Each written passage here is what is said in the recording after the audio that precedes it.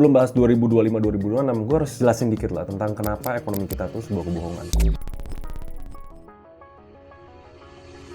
Jadi gini, headline yang selalu muncul adalah, wih, Indonesia growth GDP-nya, PDB-nya itu naik 5%. Tahun depan bisa diprediksi salah satu yang tertinggi di Asia Tenggara. Problem paling gede dari statement-statement yang berbau ekonomi, sifatnya tuh rata-rata. Gue mau kasih analogi simpel ya. Ibarat ada satu ruangan yang isinya 10 pengangguran, yang secara net worth itu 0. Tiba-tiba orang ke-11 masuk ke ruangan itu dan orang itu Elon Musk. Jadi, secara statistik, rata-rata kekayaan per orang di ruangan itu miliaran dolar. Tapi realitanya 10 orang itu lebih kaya atau enggak? Enggak, ya masih miskin, masih 0. Nah, itu problemnya sama statistik ekonomi. Nah, kebohongan yang kedua menurut gua itu adalah inflasi. Secara rutin, pemerintah tuh kasih report kira-kira inflasi Indonesia tuh segini, atau namanya CPI. Selalu ada di range 2-3%, kadang sedikit di atas itu. Terus kita mikir, oh kalau inflasinya 3%, berarti gue cuma perlu naikin income gue 5%, harusnya gue aman. Tapi realitanya, orang yang di lapangan, misal kalian tinggal di Jakarta, atau bahkan di kota-kota lain, kalian tahu inflasinya sebenarnya nggak segitu. Rasanya kayak gaji yang kita terima, ngos-ngosan sama biaya-biaya yang biasanya kerasa naik lebih cepat dibanding laporan dari pemerintah. Apalagi buat masyarakat yang menengah ke bawah ya. Dimana 60-70% pengeluaran mereka itu habis dalam 3 hal. Makanan, tempat tinggal, sama transportasi. Nanti udah naik dikit, belum lagi pendidikan, kesehatan. Ini tuh 5-5-nya tuh inflasi gila banget. Kenapa ini bisa terjadi? Karena CPI itu ngambil rata-rata basket dari ribuan barang yang harganya dirata-ratakan. Tapi kan nggak mungkin kita beli semua ribuan barang itu berbarengan, baru tuh kita ngerasain sekitar 2-3%. Belum lagi, orang tuh nggak paham soal kenaikan upah. Oh, tapi dilihat tahun per tahun, rata-rata rakyat kita naik kok upahnya, walaupun sekitar 5-4%